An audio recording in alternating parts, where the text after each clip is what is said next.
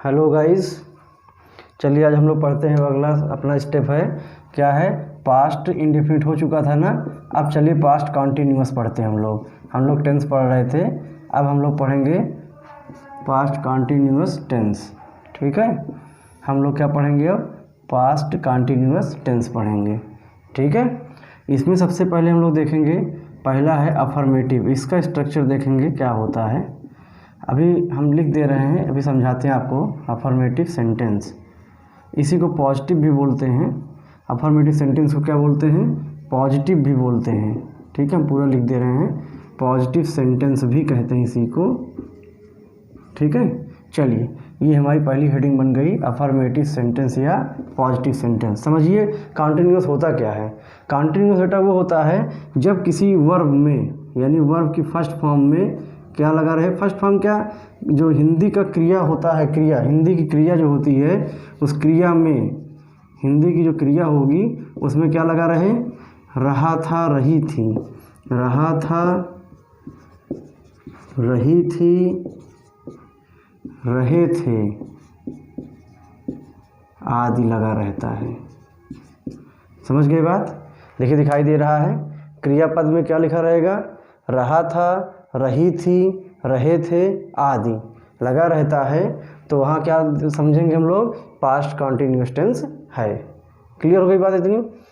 तो सबसे बड़ी पहले हम लोग जब ट्रांसलेशन करते हैं, बच्चों देखिए, सबसे पहले जब हम लोग ट्रांसलेशन करते हैं ना, ट्रांसलेशन में जब हिंदी सेंटेंस दिया रहता है, सबसे पहले हमको क्या होता है, पहचानना होता है आखिर सेंटेंस जो दिया गया है हिंदी में, ये किस प्रकार से जो है बिहेवियर है इसका, यानी किस प्रकार से बिहेव कर रहा है, यानी कि कैसी इसकी स्ट्रक्चर है, कैसा इसका जो है नेचर है। ठीक, तो उस हिसाब से समझेंगे कि देखेंगे क्रियापद में क्या लिखा है, रहा था, रही थी, रहे थे इत्यादि लगा है, तो हम जान जाएंगे कि पास्ट कॉन्टिन्यूअस टेंस है। कैसे, जैसे वह घर जा रहा था, तो जाना क्रिया है, जाने के साथ क्या लगा है, रहा था, जा रहा था। वह जा रही थी, हम लोग खाना खा रहे थे, हम लोग अपनी किताब पढ़ रहे थे, वे लोग स्कूल जा रहे थे। तो ऐसे ही जान जाएंगे कि रहा था, रही थी लगा है क्रियापद में, तो क्या हो जाएगा, वो पास्ट कॉन्टिन्यूअस टेंस हो जाएगा। तो देखिए इसमें भी 4 प्रकार के सेंटेंस बनते हैं। जैसे हम तो पढ़ाते हैं 4 प्रकार के, लेकिन कुछ लोग 3 ही बताते हैं। जैसे बता दिए क्या, पहला बता देंगे कि अफर्मेटिव, दूसरा निगेटिव, तीसरा इंट्रोगेटिव। ठीक, तो हम लोग थोड़ा इसको और ज़्यादा डीप में ले जाकर पढ़ेंगे, थोड़ा सी स्ट्रक्चर उसको बनाएंगे अलग अलग से। जैसे अफर्मेटिव सेंटेंस का अलग स्ट्रक्चर बनाएंगे, निगेटिव क्या होता है उसका अलग स्ट्रक्चर पढ़ेंगे, इंट्रोगेटिव होता है उसका स्ट्रक्चर अलग, इंट्रोगेटिव निगेटिव हम उसको बोल देते हैं, उसमें नॉट भी लगा रहता है, उसका अलग पढ़ेंगे। तो हम लोग 4 प्रकार से पढ़ेंगे। तो फर्स्ट आपका है अफर्मेटिव सेंटेंस। चलिए इसको देखते हैं, इसका स्ट्रक्चर कैसे होगा। हम समझ रहे हैं रहा था, रही थी लगा रहेगा। इसका स्ट्रक्चर जो होता है वो होता है, स्ट्रक्चर में इसके क्या होता है, स्ट्रक्चर में सबसे पहले सब्जेक्ट रहेगा हमारा, क्या रहेगा, सब्जेक्ट। उसके बाद क्या रहेगा, सब्जेक्ट बाद हमारा आता है वर्ब की फर्स्ट फॉर्म में, या पहले एक चीज़ आप समझ लीजिए, इसमें हेल्पिंग वर्ब का यूज होगा। पहले समझा दें आपको, इसमें हेल्पिंग वर्ब का यूज होगा। हेल्पिंग वर्ब क्या होती है, जो मेन वर्ब की सहायता करे।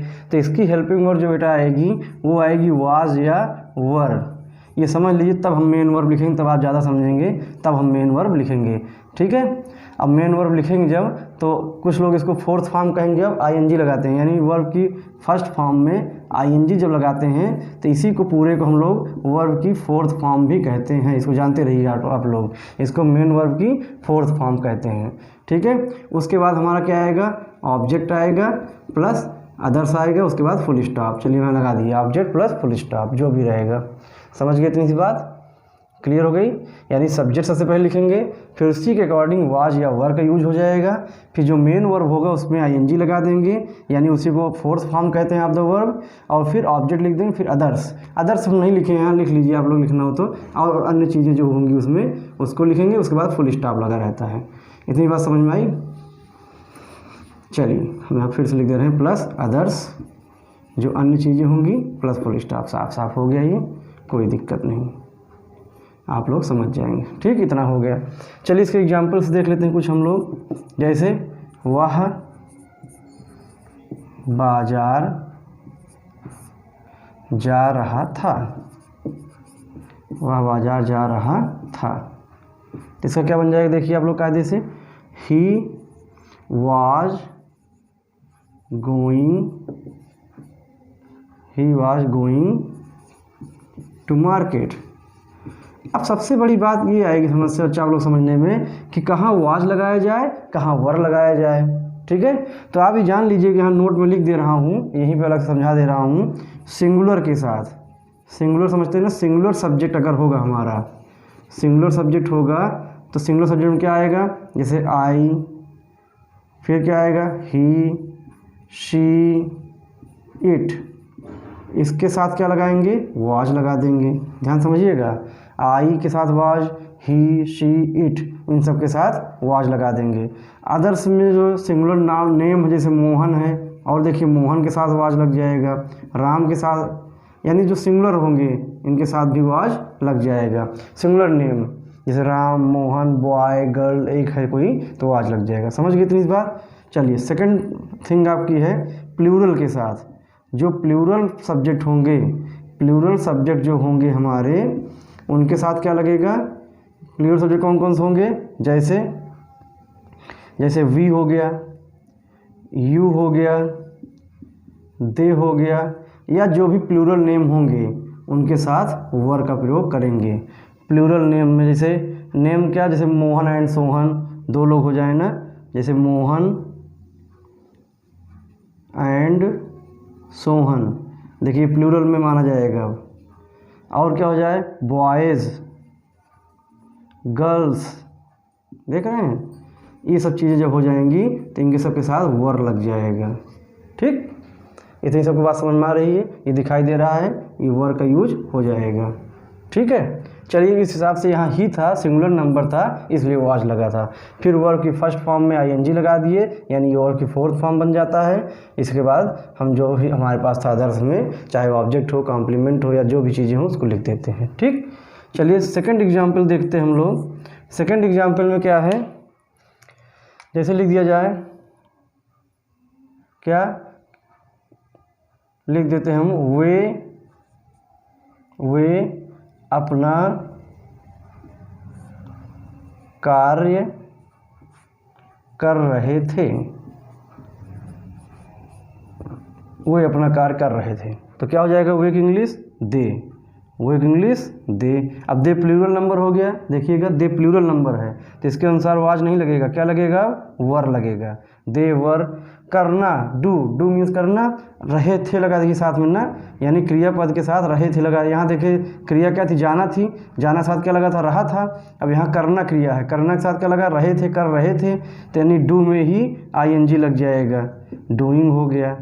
ठीक है, यानी फोर्थ फॉर्म बना देंगे। डू मीन्स करना, फर्स्ट फॉर्म में आईएनजी लगा दिए, इसी फोर्थ फॉर्म भी कहते हैं। ठीक, डूइंग के बाद ऑब्जेक्ट क्या क्या कर रहे थे, अपना कार्य। अपना इंग्लिश क्या होगी, देखिए फिर आगे हमेशा हर वीडियो में बताते हैं, जब सब्जेक्ट हमारा दे है तो यहाँ अपना इंग्लिश दियर, तो यहाँ क्या हो जाएगी, THEIR, दियर वर्क। देखिए आप लोग, दियर वर्क हो गया, ऐसे बना लेंगे हम लोग। क्लियर हो गई इतनी बात। मतलब सब्जेक्ट, फिर उसके अनुसार वाज या वर्क, फिर वर्ब की फोर्थ फॉर्म जिसको आईएनजी फॉर्म भी कहते हैं, फिर अदर्स जो आएगा ऑब्जेक्ट हो या जो भी हो, ऐसे इसमें देखिए दे लगाए, वर लिखे, डूइंग लिखे, फिर दियर वर्क लिखे। इतनी बात समझ में आ गई सबको। चलिए हम लोग निगेटिव पढ़ते हैं। ठीक है, इसको नोट कर लीजिए आप लोग। चलिए देखते हैं हम लोग निगेटिव सेंटेंस। निगेटिव बना लेते हैं एक बार इसका, निगेटिव सेंटेंस। देखिए निगेटिव सेंटेंस में क्या है, निगेटिव सेंटेंस में स्ट्रक्चर इसका क्या हो जाएगा, निगेटिव सेंटेंस का स्ट्रक्चर हो जाएगा वही चीज़ सेम रहेगा। पहले यहाँ नॉट लग जाएगा, बस सब्जेक्ट प्लस इसके अनुसार जो वाज या वर लगेगा उसको लिख लेंगे हम। उसके बाद नॉट लगाएंगे, तब वर्ब की फोर्थ फॉर्म, यानी हम अभी वर्ब की फर्स्ट फॉर्म में आईएनजी ही लिखेंगे, ब्रैकेट में लिखते चलेंगे, कुछ लोग को नहीं पता रहता है इसलिए। उसके बाद ऑब्जेक्ट लगाएंगे, उसके बाद अदर्स लिखेंगे हम लोग प्लस फुल स्टॉप। ठीक, चलिए इसको देखते हैं कैसे होगा। चलिए एग्जाम्पल देख लेते हैं इसके भी, ताकि समझ में आ जाए अच्छे से। जैसे वह खाना नहीं खा रहा था, वह खाना नहीं खा रहा था, वह खाना नहीं खा रहा था, क्या हो जाएगा वह की इंग्लिश ही, अभी बताए थे। चलिए इसको थोड़ा चेंज करते हैं अब ना, वह खाना नहीं खा रही थी, थोड़ा सब्जेक्ट चेंज करते हैं, यहाँ शी हो जाएगा। फिर देखो सिंगुलर नंबर है, चाहे ही हो चाहे शी हो, वाज लगेगा। फिर खा रही थी, जो मेन वर्ब है क्या है, खाना, खाने की क्रिया कर रही थी ना, तो ईट, ईट होता है, ईट में ing लग जाएगा, eating. She was eating food, अपना खाना नहीं है ना, वह खाना नहीं खा रही थी। शी वाज नॉट ईटिंग, नहीं खा रही थी ना, देखिए नहीं, तो शी वाज नॉट ईटिंग, ध्यान देने की बात है यहाँ पे, she was not eating food, क्योंकि खाना से सिर्फ लिखा है फूड, अपना होता तो ही या हर लगाते, तो शी है तो हर लगा देते, हर फूड, लेकिन यहाँ पे क्या है, अब शी है तो अपना लिखा नहीं है, तो इसलिए क्या हो जाएगा, she was not eating food. एक एग्जाम्पल और देख लेते हैं हम लोग, जैसे लड़के